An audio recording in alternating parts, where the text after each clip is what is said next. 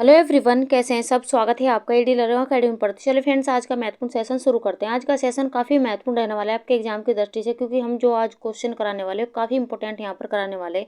आज के सेशन में हम विभिन्न परीक्षा में पूछे गए 2011 के अति महत्वपूर्ण प्रश्न यहाँ पर आपको कराने वाले। तो बस आपको क्लास को ध्यान से देखते हुए चलना है और समझते हुए चलना है। हर एक पॉइंट को आपको ध्यान से देखना है और समझना है। अगर आप धैर्य बनाए रखो क्लास में, तो आपको यहाँ से बहुत कुछ सीखने को मिलने वाला है। क्लास के अंत में हम आपसे अभ्यास प्रश्न भी करेंगे, जिसका आंसर आपको हमें कमेंट बॉक्स में देना है। बस आप क्लास को अंत तक देखते चलिए। तो चलिए शुरू करेंगे आज की महत्वपूर्ण क्लास। आज की क्लास का हमारा पहला क्वेश्चन है, आयकर निम्न प्रकार का कर है। आपको 4 ऑप्शन यहाँ पर दिए गए, इन्हें ध्यान से पढ़िए और अपना आंसर यहाँ पर दीजिए। आपको क्वेश्चन को भी ध्यान से पढ़ना है। आपको बताना है कि आयकर निम्न प्रकार का कर है, तो किस प्रकार का कर है ये आपको बताते चलना है। ऑप्शन यहाँ पर देखें तो चौथा ऑप्शन हमारा यहाँ पर सही होगा, आयकर प्रत्यक्ष कर है। यहाँ पर हमारा चौथा ऑप्शन यहाँ पर सही होगा। आइए देख लेते हैं महत्वपूर्ण व्याख्या के साथ में। आयकर निगम कर प्रत्यक्ष कर के उदाहरण है, जो हमारे क्वेश्चन का आंसर है। प्रत्यक्ष कर वह कर है जिसे जिस व्यक्ति पर आरोपित किया जाता है उसी से वसूला जाता है, अर्थात इसे किसी भी स्थिति में अन्य व्यक्ति को स्थानांतरित नहीं किया जा सकता। ये क्वेश्चन भी यहाँ से एग्जाम में पूछा जा चुका है। आयकर प्रत्येक व्यक्ति की गत वर्ष में अर्जित की गई आय पर लगने वाला कर है। ये भी क्वेश्चन यहाँ से आप ध्यान से देखते हुए चलिए। यह प्रत्येक व्यक्ति द्वारा पिछले वर्ष में अर्जित कुल आय पर प्रत्येक निर्धारण वर्ष के लिए केंद्रीय बजट वित्त अधिनियम द्वारा अधिनियमित दर पर देय होता है। तो इस पॉइंट को भी आप ध्यान से नोट करते चलिए और ध्यान से पढ़ते चलिए, क्योंकि एग्जामिनर कहीं से भी क्वेश्चन पूछ सकता है। आगे बढ़ जाते हैं अगले क्वेश्चन की ओर। क्वेश्चन नंबर 2, गरीबी रेखा की गणना की जाती है। 4 ऑप्शन आपको यहाँ पर दिए गए, इन्हें ध्यान से पढ़िए और अपना आंसर यहाँ पर दीजिए। आपको बताना है कि गरीबी रेखा की गणना की जाती है। ऑप्शन यहाँ पर देखें तो पहले ऑप्शन हमारा यहाँ पर सही होगा, गरीबी रेखा की गणना प्रति व्यक्ति आय पर की जाती है। यहाँ पर हमारा पहला ऑप्शन सही है। आगे बढ़ जाते हैं अगले क्वेश्चन की ओर। क्वेश्चन नंबर 3, एंजल ने निम्न का बजट कोई प्रावधान नहीं किया है। यानी कि आपको बताना है कि एंजल ने अपने बजट में किसका प्रावधान नहीं रखा है, ये आपको बताते चलना है। 4 ऑप्शन आपको यहाँ पर दिए गए, ध्यान से पढ़िए और अपना आंसर यहाँ पर दीजिए। ऑप्शन यहाँ पर देखें तो एंजल ने अपने बजट में बचत का कोई प्रावधान नहीं रखा है। यहाँ पर हमारा तीसरा ऑप्शन सही होगा। आइए देख लेते हैं महत्वपूर्ण व्याख्या के साथ में। एंजल्स द्वारा प्रतिपादित बजट संबंधी नियम के अंतर्गत कहीं भी बचत का कोई उल्लेख नहीं है, जो हमारे क्वेश्चन का आंसर है। आधुनिक मान्यताओं के अनुसार समाज के प्रत्येक वर्ग के बजट में अनिवार्य रूप से बचत का प्रावधान होना चाहिए। तो हमारे जो क्वेश्चन का आंसर वह है, बचत का कोई उल्लेख इनके द्वारा नहीं किया गया है। ये भी आप ध्यान से देखते चलिए। आगे बढ़ जाते हैं अगले क्वेश्चन की ओर। क्वेश्चन नंबर 4, प्रसार में समस्या निराकरण चक्र निम्नलिखित में से किसने प्रस्तुत किया है। क्वेश्चन को ध्यान से पढ़िए और अपना आंसर यहाँ पर दीजिए। यूजीसी नेट एग्जाम 2011 में क्वेश्चन यहाँ से पूछा गया है। आपको बताना है कि प्रसार में समस्या निराकरण चक्र निम्नलिखित में से किसने प्रस्तुत किया है। तो किसके द्वारा प्रस्तुत किया गया है ये आपको बताना है। ऑप्शन यहाँ पर देखें तो तीसरा ऑप्शन हमारा यहाँ पर सही होगा, एस मिंगर के द्वारा प्रस्तुत किया गया है। तो तीसरा ऑप्शन हमारा सही है। आगे बढ़ जाते हैं अगले क्वेश्चन की ओर। क्वेश्चन नंबर 5, निर्जलित आलू, पालक, फूल गोभी और रागी में आर्द्रता की मात्रा होनी चाहिए। तो कितनी आर्द्रता की मात्रा होनी चाहिए आपको बताना है। ये भी एग्जाम यूजीसी नेट एग्जाम 2011 में क्वेश्चन पूछा गया है। ऑप्शन यहाँ पर देखें तो 18 से 24% आर्द्रता होनी चाहिए। यहाँ पर हमारा तीसरा ऑप्शन सही होगा। आइए देख लेते हैं महत्वपूर्ण व्याख्या के साथ में।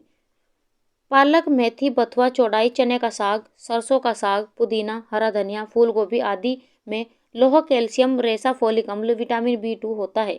निर्जलित आलूओं, पालक, फूल गोभी और रागी में आर्द्रता की मात्रा 18 से 24% के बीच होनी चाहिए, जो हमारे क्वेश्चन का आंसर है। इसका उचित तापमान 30 डिग्री सेल्सियस से 4 डिग्री सेल्सियस के मध्य होना चाहिए। ये भी यहाँ से महत्वपूर्ण क्वेश्चन बन जाता है, इसे भी आप ध्यान से देखते चलिए। जो हमारे क्वेश्चन का आंसर है वह है 18 से 24% तक यहाँ पर इसके बीच में आर्द्रता होनी चाहिए।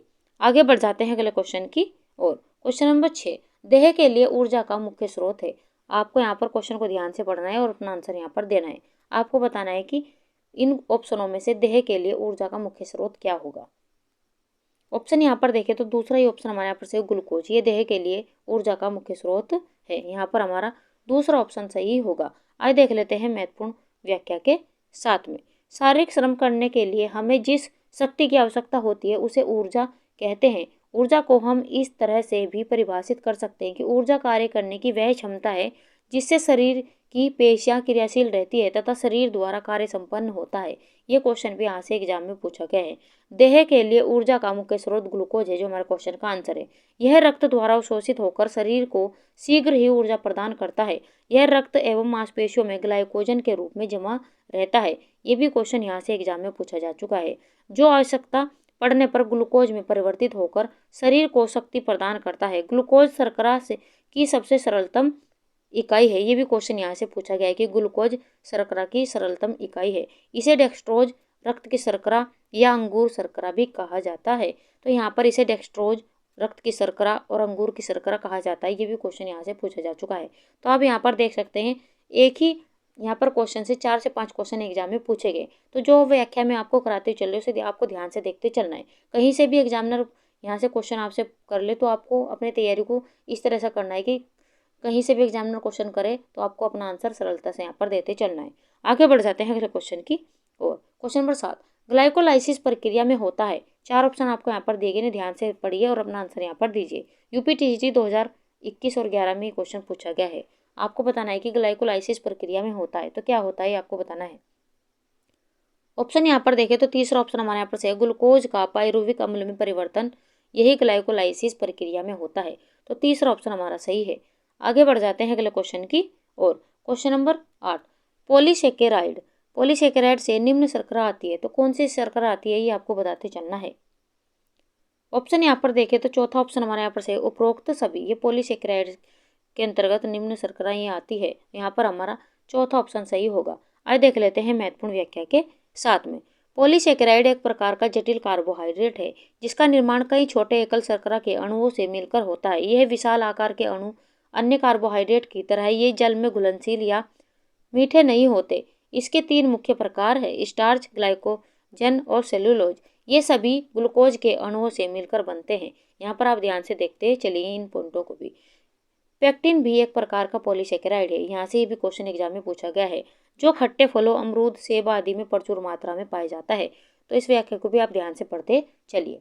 आगे बढ़ जाते हैं अगले क्वेश्चन की और क्वेश्चन नंबर 9 सोयाबीन में निम्न प्रोटीन पाया जाता है। तो सोयाबीन में कौन सा प्रोटीन पाया जाता है ये आपको बताना है। 4 ऑप्शन आपको दिए गए, ध्यान से देखिए और अपना आंसर यहाँ पर दीजिए। ऑप्शन यहाँ पर देखें तो चौथा ऑप्शन हमारे यहाँ पर सही है ग्लाइसिनिन, ये सोयाबीन में प्रोटीन पाई जाती है। यहाँ पर हमारा चौथा ऑप्शन सही होगा। आइए देख लेते हैं महत्वपूर्ण व्याख्या के साथ में। सोयाबीन में ग्लाइसिनिन नामक प्रोटीन पाई जाती है, जो हमारे क्वेश्चन का आंसर है। यह पूर्ण प्रोटीन है, ये भी आप ध्यान रखते हुए चलिए, यह पूर्ण प्रोटीन है। ग्लूटीन गेहूं में पाई जाती है, ये भी क्वेश्चन एग्जाम में पूछा गया है। लेक्टा एल्बुमिन प्रोटीन दूध में पाई जाती है, ये भी क्वेश्चन एग्जाम में पूछा गया है। अमीनो अम्ल प्रोटीन की सबसे छोटी इकाई है, ये भी क्वेश्चन कई बार एग्जाम में पूछा जा चुका है। तो आप यहाँ पर देख सकते हैं इस व्याख्या से आपके 2 से 3 क्वेश्चन पूछे गए हैं। आइए और भी अच्छी तरीके से यहाँ पर समझ लेते हैं। सोयाबीन मटर परिवार फेबासीए की वार्षिक फलियां है, ये भी क्वेश्चन यहाँ से एग्जाम में महत्वपूर्ण पूछा जा चुका है। यह एक सीधा शाखाओं वाला पौधा है जो 2 मीटर या 6.5 फीट से अधिक ऊंचाई तक पहुंच सकता है। स्वनिषेचित फूल सफ़ेद या बैंगनी रंग के होते हैं।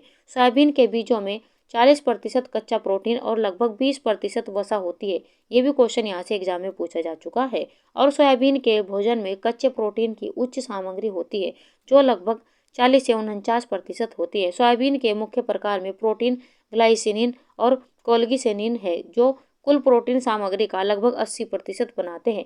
ये भी महत्वपूर्ण क्वेश्चन यहाँ से बन जाता है। सोयाबीन में वसा का प्रमुख प्रकार लिनोलिक अम्ल होता है, जो कुल वसा सामग्री का लगभग 50% होता है। यहाँ से ये भी क्वेश्चन यहाँ से पूछा गया है। तो आप यहाँ पर देख सकते हैं इस व्याख्या से आपके 6 से 7 क्वेश्चन यहाँ से एग्जाम में पूछे गए। तो मोस्ट इंपोर्टेंट लगाते चलिए और सभी पॉइंट को ध्यान से पढ़िए और समझते चलिए। आगे बढ़ जाते हैं अगले क्वेश्चन की और क्वेश्चन नंबर 10 अनावश्यक अमीनो अम्ल है। 4 ऑप्शन आपको यहाँ पर दिए गए, ध्यान से देखिए और अपना आंसर यहाँ पर दीजिए। कौन सा ऑप्शन यहाँ पर सही होगा। ऑप्शन यहाँ पर देखें तो दूसरा ऑप्शन हमारा यहाँ पर सही होगा। अनावश्यक अमीनो अम्ल शरीर द्वारा उत्पादित होते हैं, यहाँ पर हमारा दूसरा ऑप्शन सही है। आगे बढ़ जाते हैं अगले क्वेश्चन की और क्वेश्चन नंबर 11 20 ग्राम प्रोटीन, 60 ग्राम कार्बोहाइड्रेट और 10 ग्राम वसा निम्न ऊर्जा प्रदान करेंगे। तो कितनी ऊर्जा प्रदान करेंगे ये आपको बताते चलना है। आपको यहाँ पर 20 ग्राम प्रोटीन, 60 ग्राम कार्बोहाइड्रेट और 10 ग्राम वसा आपको यहाँ पर पूछी गई है। अगर आपको यहाँ पर पता है कि कितनी कितनी मात्रा में ये प्राप्त होती है तो आप अपना आंसर इसमें आसानी से दे सकते हो। ऑप्शन यहाँ पर देखें तो तीसरा ऑप्शन हमारे यहाँ पर से 110 किलो कैलोरी ऊर्जा प्रदान करेगा, और यहाँ पर हमारा तीसरा ऑप्शन सही है। आइए देख लेते हैं महत्वपूर्ण व्याख्या के साथ में। 20 ग्राम प्रोटीन, 60 ग्राम कार्बोहाइड्रेट तथा 10 ग्राम वसा 410 किलो कैलोरी ऊर्जा प्रदान करेगा, जो हमारे क्वेश्चन का आंसर है। 1 ग्राम प्रोटीन 4 किलो कैलोरी ऊर्जा प्रदान करता है, ये भी क्वेश्चन एग्जाम में पूछा जा चुका है। 1 ग्राम वसा 9 किलो कैलोरी ऊर्जा प्रदान करता है, ये भी क्वेश्चन एग्जाम में पूछा जा चुका है। 1 ग्राम कार्बोहाइड्रेट 4 किलो कैलोरी ऊर्जा प्रदान करता है, तो यहाँ से ये भी क्वेश्चन यहाँ से एग्जाम में पूछा जा चुका है। तो ये सभी क्वेश्चन एग्जाम में पूछे गए, तो इसे भी आप ध्यान से पढ़ते चलिए। आगे बढ़ जाते हैं अगले क्वेश्चन की ओर। फ्रेंड्स, हमारी वीडियो, हमारा कंटेंट अगर आपको अच्छा लग रहा हो तो लाइक सब्सक्राइब करना ना भूलें। अगर आप चैनल पर पहली बार आए तो चैनल को सब्सक्राइब करिए और बेल आइकन भी दबा लीजिए, ताकि समय पर आपको वीडियोज के नोटिफिकेशन मिलते रहे। तो चलिए बढ़ जाते हैं अगले क्वेश्चन की ओर। क्वेश्चन नंबर 12 टोकोफेरोल है। यहाँ पर आपको 4 ऑप्शन देंगे, ध्यान से पढ़िए और अपना आंसर यहाँ पर दीजिए। आपको बताना है टोकोफेरोल क्या क्या होगा, इनमें से कौन कौन से ऑप्शन यहाँ पर सही होंगे। ऑप्शन यहाँ पर देखिए तो पहले ऑप्शन हमारे यहाँ पर सही होगा 2 और 4, ये टोकोफेरोल है। यहाँ पर हमारा प्रतिऑक्सीकारक और विटामिन टोकोफेरोल, यहाँ पर हमारा दूसरा और चौथा ऑप्शन यहाँ पर सही होगा। तो आप यहाँ पर देख सकते हैं दूसरा और चौथा ऑप्शन यहाँ पर पहले ऑप्शन में है, तो इस प्रकार हमारा ऑप्शन ए यहाँ पर सही है। आइए देख लेते हैं महत्वपूर्ण व्याख्या के साथ में। विटामिन ई का रासायनिक नाम टोकोफेरोल है, ये भी क्वेश्चन एग्जाम में पूछा गया है। सन 1936 में इवांस एवं उनके साथियों ने इसे गेहूं के भ्रूण के तेल से विटामिन ई को शुद्ध रूप में अलग किया। यहाँ से ये भी महत्वपूर्ण प्रश्न बन जाता है, तो ये कब किया गया था और किसके द्वारा किया गया था। तो 1936 में इवांस और उनके साथियों के द्वारा किया गया था, तथा इसके रासायनिक संरचना के अनुरूप इसका नाम टोकोफेरोल है। टोकोफेरोल ग्रीक शब्द टोकोज तथा फेरोल से बना है, ये भी महत्वपूर्ण प्रश्न यहाँ से बन जाता है। टोकोज का अर्थ है शिशु का जन्म देना, और फेरो का अर्थ है संपन्न करना, तथा ओल एक एल्कोहल है। इसके कार्य क्या होगा। टोकोफेरोल के कार्य है आरबीसी के निर्माण में कोशिकाओं की संरचना एकता को बनाए रखना, प्रजनन में सहायक। ये क्वेश्चन यहाँ से पूछा जा चुका है कि प्रजनन में कौन सा यहाँ पर विटामिन सहायक होगा।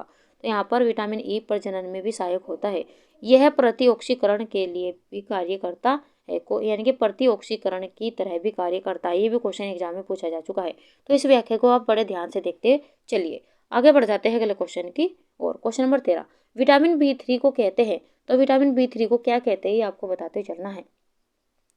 ऑप्शन यहाँ पर देखें तो चौथा ऑप्शन हमारे यहाँ पर सही होगा नियासिन, विटामिन B3 को कहते हैं। यहाँ पर हमारा चौथा ऑप्शन सही है। आगे बढ़ जाते हैं अगले क्वेश्चन की और। क्वेश्चन नंबर 14 किस अवस्था में विटामिन ए की आवश्यकता न्यूनतम होती है। यहाँ पर आपको 4 ऑप्शन देंगे, ध्यान से पढ़िए और अपना आंसर यहाँ पर दीजिए। आपको बताना है कि किस अवस्था में विटामिन ए की आवश्यकता न्यूनतम होती है। ऑप्शन यहाँ पर देखें तो पहले ऑप्शन हमारे यहाँ पर सही होगा पूर्व विद्यालय अवस्था, इसमें विटामिन ए की न्यूनतम आवश्यकता होती है, तो पहला ऑप्शन हमारा सही है। आगे बढ़ जाते हैं अगले क्वेश्चन की और। Question number 15 anti beriberi factor कहलाता है, तो एंटी बेरीबेरी फैक्टर कौन सा विटामिन कहलाता है ये आपको बताते चलना है। टीजीटी 2011 में क्वेश्चन यहाँ से पूछा गया है।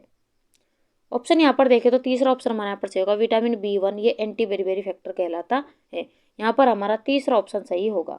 आइए देख लेते हैं महत्वपूर्ण व्याख्या के साथ में। Vitamin B1 anti beriberi factor कहलाता है, जो हमारे क्वेश्चन का आंसर है। विटामिन B1 को थायमिन कहते हैं, ये भी क्वेश्चन एग्जाम में पूछा गया है। इसकी कमी से बेरीबेरी नामक रोग हो जाता है, ये भी क्वेश्चन एग्जाम में पूछा गया है, जिससे केंद्रीय तंत्रिका तंत्र का कार्य बिगड़ जाता है, फलस्वरूप लकवा की आशंका हो जाती है। इस विटामिन द्वारा शरीर का विकास होता है तथा शरीर स्वस्थ रहता है। तो आप यहाँ पर देख सकते हैं, इस यहाँ पर एक क्वेश्चन से भी 2 से 3 क्वेश्चन एग्जाम में पूछे गए हैं। आगे बढ़ जाते हैं अगले क्वेश्चन की और। क्वेश्चन नंबर 16 लाइसिन पाया जाता है। आपको 4 ऑप्शन देंगे, नहीं ध्यान से पढ़िए और अपना आंसर यहाँ पर दीजिए। आपको बताना है कि लाइसिन पाया जाता है तो किस में पाया जाता है ये आपको बताना है। ऑप्शन यहाँ पर देखें तो दूसरा ऑप्शन हमारे यहाँ पर सही होगा लाइसिन दाल में पाया जाता है। यहाँ पर हमारा दूसरा ऑप्शन सही है। आइए देख लेते हैं महत्वपूर्ण व्याख्या के साथ में। लाइसिन एक प्रकार का अमीनो एसिड है, यह दाल में पाया जाता है। यह क्वेश्चन यहाँ से एग्जाम में पूछा गया है। यह प्रोटीन के जैव संश्लेषण में आवश्यक तत्व है, ये हमारे शरीर में संश्लेषित नहीं होता है, अतः इसे लाइसिन युक्त पोषक पदार्थ बाहर से लेने पड़ते हैं। अंकुरित अनाज, दालें, पनीर तथा मांस इसके प्रचुरतम स्रोत है। इसके स्रोत भी आप ध्यान से देखते हुए चलिए।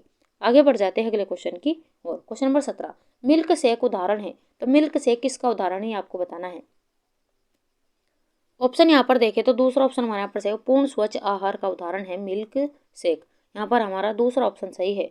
आगे बढ़ जाते हैं अगले क्वेश्चन की और। क्वेश्चन नंबर 18 सब्सिडाइज्ड प्रोसेसिंग में खान पान प्रबंधों में की जाती है, तो किस में की जाती है। 4 ऑप्शन आपको यहाँ पर दिए गए, ध्यान से पढ़िए और अपना आंसर यहाँ पर दीजिए। ऑप्शन यहाँ पर देखें तो दूसरा ऑप्शन हमारा यहाँ पर सही होगा, एयर केटरिंग सब्सिडाइज प्रोसेसिंग में खान पान प्रबंधों में की जाती है। तो यहाँ पर एयर केटरिंग में की जाती है, यहाँ पर हमारा दूसरा ऑप्शन यहाँ पर सही होगा। आगे बढ़ जाते हैं अगले क्वेश्चन की ओर। क्वेश्चन नंबर 19, यहाँ पर अभिकथन और कारण यहाँ पर दिया गया है, इसे आप ध्यान से पढ़िए तब आपको अपना आंसर यहाँ पर देते चलना है। अभिकथन ए, भारतीय भोजन आहार में 70 से 80% कैलोरी अनाज से मिलती है। वहीं इसका कारण दिया गया है क्योंकि वह रेशा समृद्ध खाद्य पदार्थ है। आपको यहाँ पर बताना है कौन सा ऑप्शन यहाँ पर सही होगा। यूजीसी नेट एग्जाम 2011 में ये क्वेश्चन यहाँ से पूछा गया है। ऑप्शन यहाँ पर देखें तो तीसरा ऑप्शन हमारे यहाँ पर सही होगा, ए और आर दोनों ही यहाँ पर सही है। तो यहाँ पर अभिकथन और कारण दोनों यहाँ पर सही होगा, तो तीसरा ऑप्शन सही है। आगे बढ़ जाते हैं अगले क्वेश्चन की और। क्वेश्चन नंबर 20, IDDM के मरीज के आहार में कार्बोज को पूरी तरह से नहीं रोकना चाहिए क्योंकि। आपको यहाँ पर 4 ऑप्शन देंगे, इन्हें ध्यान से पढ़िए और अपना आंसर यहाँ पर दीजिए।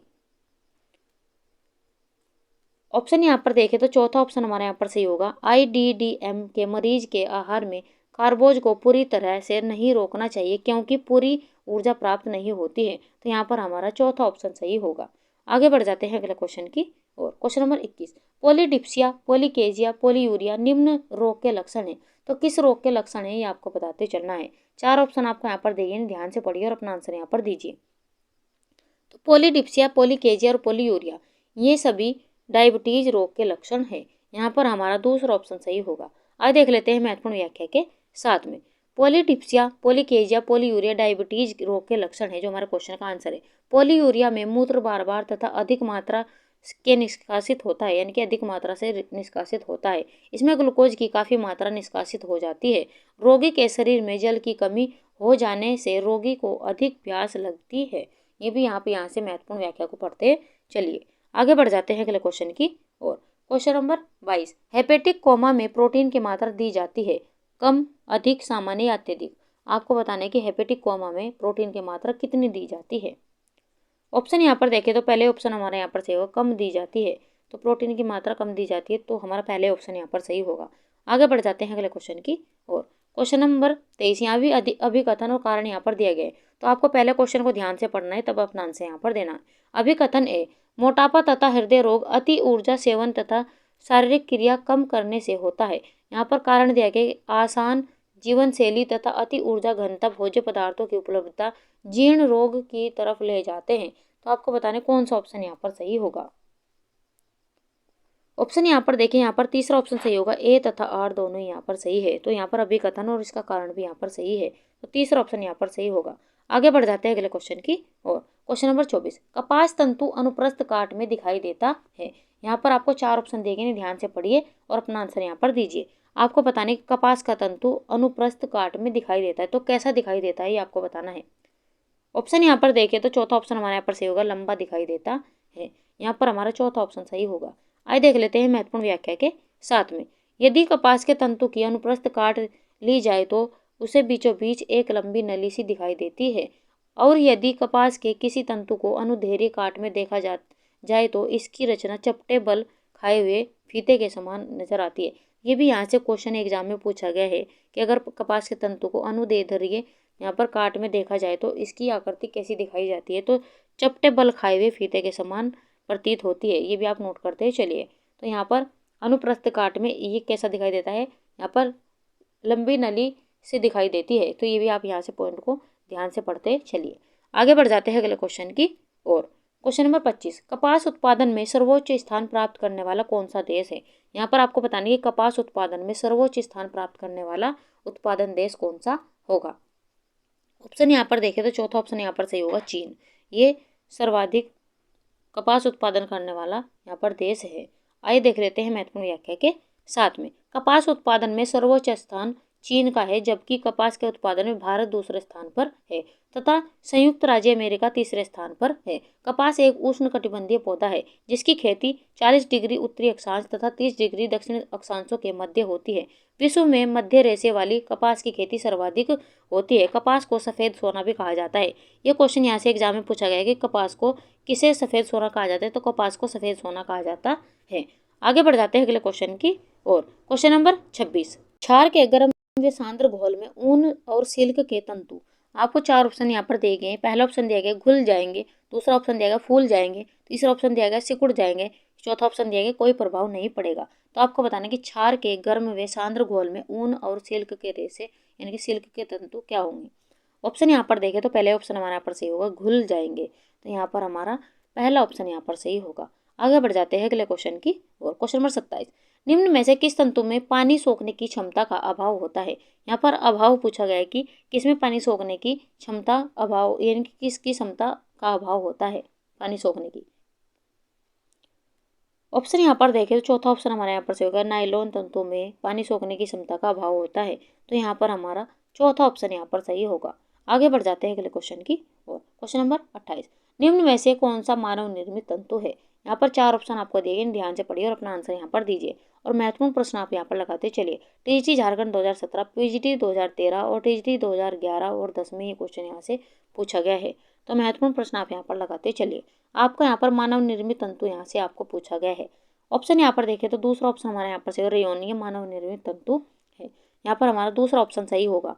आइए देख लेते हैं महत्वपूर्ण व्याख्या के साथ में। रेयोन एक मानव निर्मित तंतु है। ये सेलुलोज का प्रयोग कर बनाया जाता है। रेयोन बनाने के लिए सेलुलोज को ठंडे सोडियम हाइड्रोक्साइड तथा कार्बन डाइसल्फाइड से उपचारित करने के बाद इसे धातु बेलनों में बने छिद्रों में से होकर तंतु सल्फ्यूरिक अम्ल में गिराया जाता है। यहाँ इसके लंबे लंबे तंतु बन जाते हैं।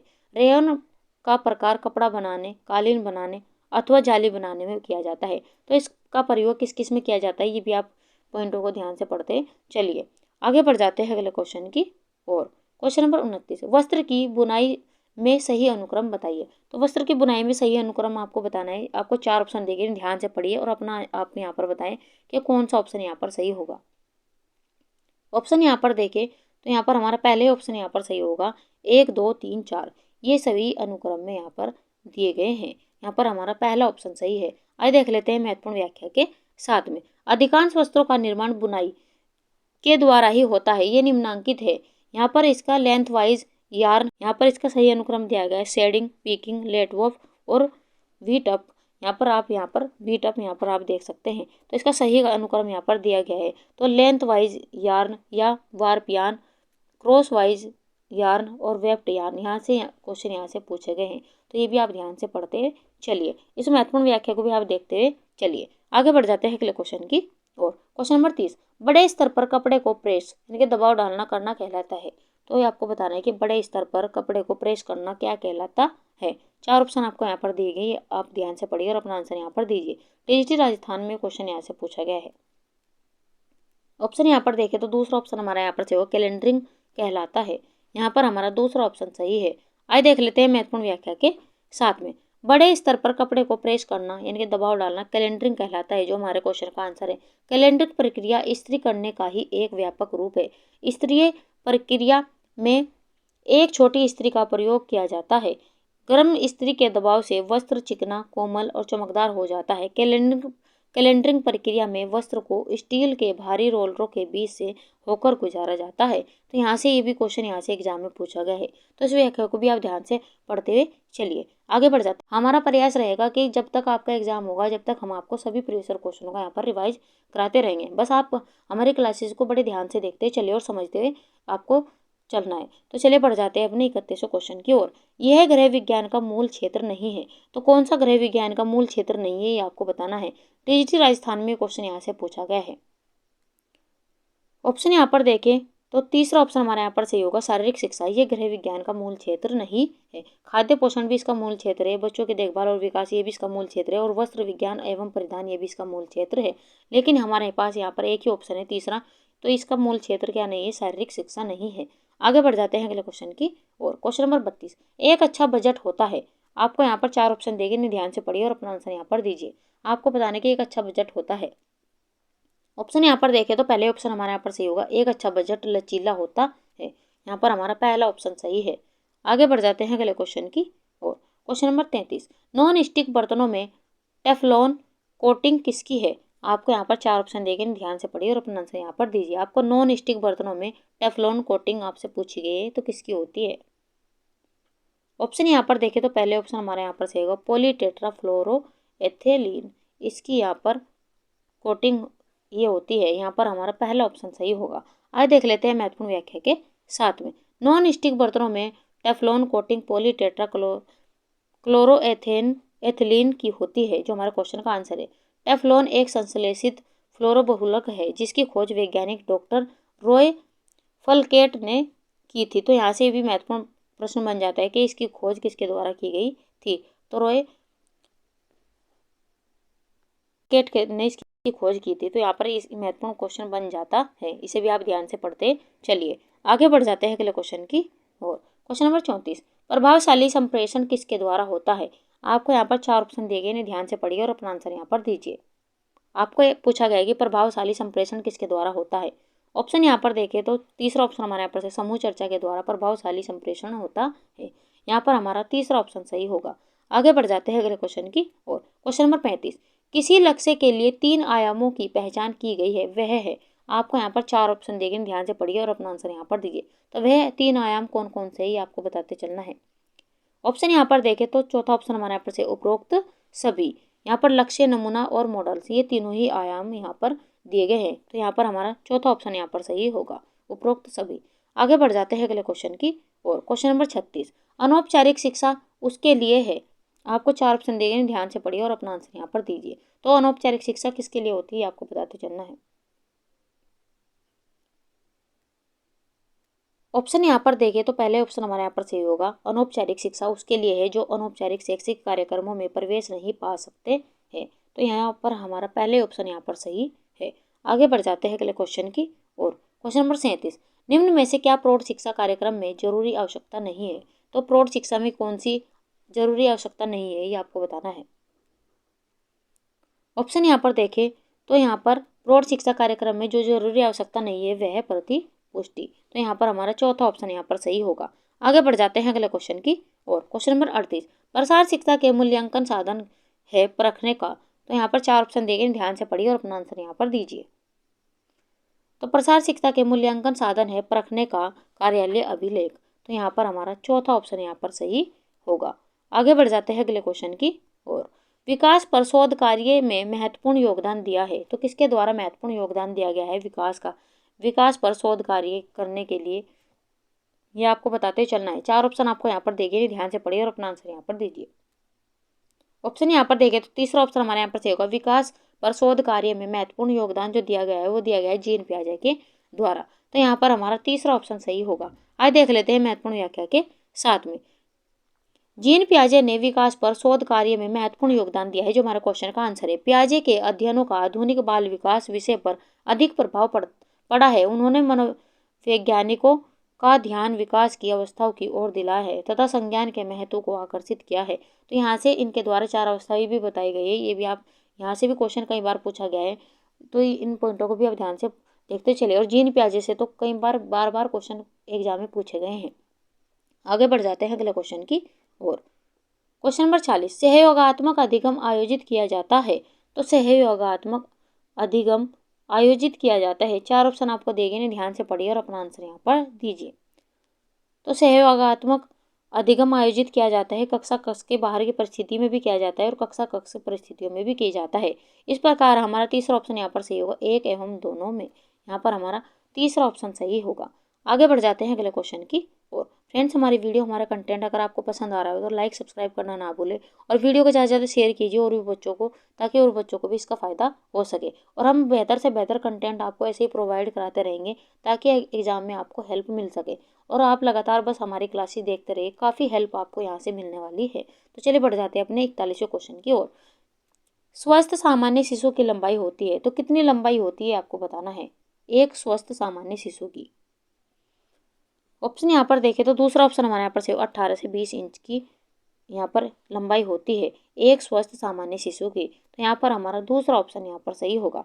आगे बढ़ जाते हैं अगले क्वेश्चन की और। क्वेश्चन नंबर 42, आदिवासी क्षेत्र से संबंधित एक राष्ट्रीय कार्यक्रम है। तो कौन सा कार्यक्रम होगा आदिवासी क्षेत्र से संबंधित एक राष्ट्रीय कार्यक्रम, ये आपको बताते चलना है। ऑप्शन यहाँ पर देखें तो दूसरा ऑप्शन हमारे यहाँ पर सही होगा, TDP। ये आदिवासी क्षेत्र से संबंधित एक राष्ट्रीय कार्यक्रम है। यहाँ पर हमारा दूसरा ऑप्शन यहाँ पर सही होगा। आगे बढ़ जाते हैं अगले क्वेश्चन की और। क्वेश्चन नंबर 43, ग्लूकोमा संबंधित है, तो ग्लूकोमा किससे संबंधित है ये आपको बताना है। 4 ऑप्शन आपको यहाँ पर देंगे, ध्यान से पढ़िए और अपना आंसर यहाँ पर दीजिए। ऑप्शन यहाँ पर देखें तो ग्लूकोमा संबंधित है आंखों से, तो यहाँ पर हमारा तीसरा ऑप्शन यहाँ पर सही होगा। आइए देख लेते हैं महत्वपूर्ण व्याख्या के साथ में। ग्लूकोमा सबलकाय रोग आंख से संबंधित रोग है, जो हमारे क्वेश्चन का आंसर है। जलीय वेशम तथा काचाभ वेशम में पाए जाने वाले तरल का दबाव अधिक हो जाने से दृष्टिपटल क्षतिग्रस्त हो जाता है। इसे रोगी को दिखाई नहीं पड़ता है। इसे काले मोतियाबिंद के नाम से भी जाना जाता है। तो ये महत्वपूर्ण पॉइंट बन जाता है कि इसे काले मोतियाबिंद के नाम से भी जाना जाता है। ये महत्वपूर्ण पॉइंट यहाँ से बन जाता है। तो इस व्याख्या को भी आप ध्यान से पढ़ते हुए चलिए। आगे बढ़ जाते हैं अगले क्वेश्चन की ओर। Question number 44। यहाँ पर आपको सूची 1 और सूची 2 दी गई है, आपको ध्यान से पढ़ना है और अपना आंसर यहाँ पर देना है। आपको मिलान करना है कि कौन सी यहाँ पर ऑप्शन यहाँ पर सही होगा। तो इसका सही मिलान आपको यहाँ पर करना है। ऑप्शन यहाँ पर अगर हम यहाँ पर देखें तो अन्नपूर्णा योजना, जो ऑप्शन आपको पहले याद है वो आपको पहले उसे यहाँ पर मिलान करना है।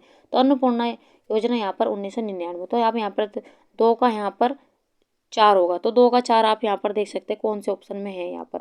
तो पहले ऑप्शन हमारा यहाँ पर सही होगा 3 4 2 1।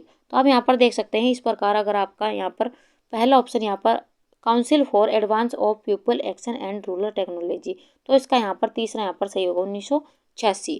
वहीं आपका 2 का अन्नपूर्णा योजना यहाँ पर 1999। जवाहर रोजगार योजना, इसका यहाँ पर दूसरा ऑप्शन यहाँ पर सही होगा। और यहाँ पर चौथा ऑप्शन है हमारा इंटीग्रेटेड रूरल डेवलपमेंट प्रोग्राम, तो यहाँ पर 200 यहाँ पर 1980 यहाँ पर इसका आंसर यहाँ पर होगा। तो इस प्रकार आपका अगर एक भी ऑप्शन यहाँ पर याद है तो पहले उसे आप यहाँ पर मिलान करके देखिए।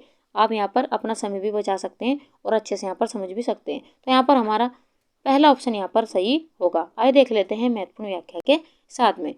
Council for advancement of people action and rural technology, जिसकी यहाँ पर 1986 का यहाँ पर सन रहने वाला है। अन्नपूर्णा योजना 1999, जवाहर रोजगार योजना 1986, इंटीग्रेटेड रूरल डेवलपमेंट प्रोग्राम यहाँ पर 1980।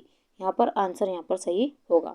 आगे बढ़ जाते हैं अगले क्वेश्चन की और। क्वेश्चन नंबर यहाँ पर अभिकथन और कारण यहाँ पर दिए गए, इसे आपको ध्यान से पढ़ना है और अपना आंसर यहाँ पर देना है। अभिकथन है स्वर्ण जयंती ग्राम रोजगार योजना अप्रैल 1999 में प्रारंभ की गई थी और आजकल यही एकमात्र स्वरोजगार कार्यक्रम क्रियान्वित किया जा रहा है। कारण यहाँ पर दिया गया है इसका लक्ष्य छोटे व्यष्टि उद्यमों को बढ़ावा देना और निर्धन परिवारों को गरीबी रेखा से ऊपर लाना है। 4 ऑप्शन आपको यहाँ पर दिए गए। पहला ऑप्शन दिया गया ए और आर दोनों सत्य है परंतु आर ए की सही व्याख्या नहीं है। दूसरा ऑप्शन यहाँ पर दिया गया ए और आर दोनों सत्य है और आर ए की सही व्याख्या है। तीसरा ऑप्शन यहाँ पर दिया गया ए और आर दोनों सत्य है और चौथा ऑप्शन यहाँ पर दिया गया ए और आर दोनों यहाँ पर ए सत्य है परंतु आर यहाँ पर असत्य है। तो यहाँ पर आपको बताना कौन सा ऑप्शन यहाँ पर सही होगा। ऑप्शन यहाँ पर देखें तो दूसरा ऑप्शन हमारा यहाँ पर सही होगा। ए और आर दोनों ही यहाँ पर सत्य हैं और आर ए की सही व्याख्या करता है। यहाँ पर हमारा दूसरा ऑप्शन यहाँ पर सही होगा। आगे बढ़ जाते हैं अगले क्वेश्चन की और। Question number 46। ट्राइसेम शुरू हुआ था, तो किस सन में यहाँ पर ट्राइसेम शुरू हुआ था ये आपको बताना है। ऑप्शन यहाँ पर देखें तो तीसरा ऑप्शन हमारा यहाँ पर सही होगा। 1979 में ट्राइसेम की शुरुआत हुई थी, तो यहाँ पर हमारा तीसरा ऑप्शन यहाँ पर सही होगा। आइए देख लेते हैं महत्वपूर्ण व्याख्या के साथ में। ट्राइसेम शुरू हुआ था सन 1979 में, तो यहाँ पर ये भी महत्वपूर्ण क्वेश्चन यहाँ से एग्जाम में, ये तो मैं आपको करा ही रही हूँ और इसका पूरा नाम भी एग्जाम में पूछा जाता है। तो training of rural youth for self employment, तो इसका फुल फॉर्म भी आपको ध्यान से देखते चलना है। इसके अंतर्गत महिलाओं की न्यूनतम कवरेज को 33% से बढ़ाकर 40% तक कर दिया गया है। तो ये भी यहाँ से महत्वपूर्ण पॉइंट बन जाता है, इसे भी आप ध्यान से पढ़ते चलिए और इसकी फुल फॉर्म को भी आपको याद करते चलना है। आगे बढ़ जाते हैं अगले क्वेश्चन की और। Question number 47। पहली पंचवर्षीय योजना लागू की गई थी 1948, 1951, 1952 या 1947। आपको यहाँ पर 4 ऑप्शन दिए गए, इन्हें ध्यान से पढ़िए और अपना आंसर यहाँ पर दीजिए। आपको यहाँ पर पहली पंचवर्षीय योजना यहाँ से कब लागू की गई थी आपसे पूछा गया है। ऑप्शन यहाँ पर देखें तो दूसरा ऑप्शन हमारे यहाँ पर सही होगा। 1951 में पहली पंचवर्षीय योजना लागू की गई थी, तो यहाँ पर हमारा दूसरा ऑप्शन यहाँ पर सही होगा। आइए देख लेते हैं महत्वपूर्ण व्याख्या के साथ में। भारत में प्रथम पंचवर्षीय योजना 1 अप्रैल 1951 से प्रारंभ हुई, जो हमारे क्वेश्चन का आंसर है। यहाँ पर 1 अप्रैल भी डेट आपको यही याद रखनी है। प्रथम पंचवर्षीय योजना हेरोड डोमर के समृद्ध मॉडल पर आधारित थी। तो यहाँ पर ये क्वेश्चन भी महत्वपूर्ण, कई बार एग्जाम में पूछा गया है, ये भी आप ध्यान रखते चले। तो हेरोड डोमर के समृद्ध मॉडल पर आधारित थी, जिसमें कृषि एवं सिंचाई को मुख्य प्राथमिकता दी गई थी। तो ये भी क्वेश्चन यहाँ से पूछा गया है कि किस योजना में यहाँ पर कृषि एवं सिंचाई को मुख्य प्राथमिकता दी गई थी। तो पहली पंचवर्षीय में दी गई थी। इसी पंचवर्षीय योजना में सन 1952 में सामुदायिक विकास कार्यक्रम तथा 1953 में राष्ट्रीय प्रसार सेवा प्रारंभ हुई थी। तो ये भी यहाँ से महत्वपूर्ण पॉइंट बन जाता है कि इसी योजना में यहाँ पर सन 1952 में सामुदायिक विकास कार्यक्रम तथा 1953 में प्रसार यहाँ पर राष्ट्रीय प्रसार सेवा प्रारंभ हुई। भाखड़ा नागल दामोदर घाटी एवं हीराकुंड जैसी बहुउद्देशीय नदी घाटी परियोजना इसी योजना की देन है। तो यहाँ से ये भी क्वेश्चन महत्वपूर्ण बन जाता है कि भाखड़ा नागल और दामोदर घाटी एवं हीराकुंड जैसी बहुउद्देशीय नदी पर घाटी परियोजना किस योजना से संबंधित है। तो ये भी पहली योजना से ही संबंधित है, ये भी आप ध्यान से रखते हुए चलिए। तो आप यहाँ पर देख सकते हैं एक ही क्वेश्चन से आपके 4 से 5 क्वेश्चन एग्जाम में भी बार बार पूछे जा चुके हैं। आगे बढ़ जाते हैं अगले क्वेश्चन की ओर। क्वेश्चन नंबर 48, प्रतिचयन किस प्रकार की सूचनाएं प्राप्त करने के लिए किया जाता है। आपको क्वेश्चन को ध्यान से पढ़ना है और अपना आंसर यहाँ पर देना है। आपको बताना है कि प्रतिचयन किस प्रकार की सूचनाएं प्राप्त करने के लिए किया जाता है, ये आपको बताते चलना है। कौन सा ऑप्शन यहाँ पर सही होगा। ऑप्शन यहाँ पर देखें तो दूसरा ऑप्शन हमारा यहाँ पर सही विचरण, यहाँ पर हमारा विचरण हमारा आंसर यहाँ पर सही होगा। आगे बढ़ जाते हैं अगले क्वेश्चन की ओर। ऐसी स्थिति जिसमें स्तरबद्ध नमूना चयन के तरीके प्रभावकारी होते वे है, तो कौन से होंगे ये आपको बताते चलना है। तो यहाँ पर कौन सा ऑप्शन सही होगा आपको बताना है। तो ऐसी स्थिति जिसमें स्तरबद्ध नमूना चयन के तरीके प्रभावकारी होती है वे है ग्रामीण क्षेत्र। यहाँ पर हमारा दूसरा ऑप्शन यहाँ पर सही होगा, ग्रामीण क्षेत्र। आगे बढ़ जाते हैं अगले क्वेश्चन की और हमारी क्लास का अंतिम क्वेश्चन है। इसके बाद हम आपसे अभ्यास प्रश्न यहाँ पर पूछेंगे। तो हमारा आज की क्लास का अंतिम क्वेश्चन है, किसी भी अध्ययन से संबंधित मूलभूत शोध कार्य के समूह को कहते हैं। तो क्या कहते हैं ये आपको बताते चलना है। आपको क्वेश्चन को ध्यान से पढ़ना है, तब अपना आंसर यहाँ पर देना है। ऑप्शन यहाँ पर देखें तो किसी भी अध्ययन से संबंधित मूलभूत शोध कार्य के समूह को कहते हैं संदर्भिका। यहाँ पर हमारा पहला ऑप्शन यहाँ पर सही होगा। आइए देख लेते हैं महत्वपूर्ण व्याख्या के साथ में। किसी भी अध्ययन से संबंधित मूलभूत शोध कार्य के समूह को संदर्भिका कहते हैं। संदर्भिका के अंतर्गत शोध कार्य से संबंधित सभी प्रकार के समूह का स्पष्ट उल्लेख किया जाता है। तो इस व्याख्या को भी आप ध्यान से पढ़ते हुए चलिए। आगे बढ़ जाते हैं आज की क्लास के अभ्यास प्रश्न की ओर। तो आज का अभ्यास प्रश्न है, जन्म के समय शिशु को यह टीका लगाया जाता है। आपको यहाँ पर बताना है कि जन्म के समय शिशु को कौन सा टीका लगाया जाता है। 4 ऑप्शन आपको यहाँ पर दिए गए हैं। पहला ऑप्शन दिया गया BCG, दूसरा ऑप्शन दिया गया DPT, तीसरा ऑप्शन दिया गया खसरा और चौथा ऑप्शन MMR। और आप यहाँ पर देख सकते हैं हरियाणा PGT 2020 और TGT 2010 में ये क्वेश्चन यहाँ से पूछा गया है। तो यह महत्वपूर्ण प्रश्न है जिसका आंसर आपको हमें कमेंट बॉक्स में देना है। तो चलिए फ्रेंड्स, मिलते हैं ऐसे ही क्वेश्चनों के साथ में नेक्स्ट वीडियो में। अगर आपको हमारा प्रयास अच्छा लगा हो, हमारी क्लास अच्छी लगी हो, तो लाइक सब्सक्राइब करना ना भूलें और क्लास को ज़्यादा से ज़्यादा शेयर कीजिए और भी बच्चों को, ताकि और भी बच्चों को इसका फ़ायदा मिल सके। और आप हमें कमेंट बॉक्स में कमेंट जरूर लिखा करें ताकि हमें भी मोटिवेशन मिलता रहे। तो चलिए मिलते हैं नेक्स्ट वीडियो में। तब तक के लिए आप खुश रहिए और भी यहाँ पर प्रयास करते रहिए और अपने माता पिता का सम्मान कीजिए। क्लास देखने के लिए थैंक यू।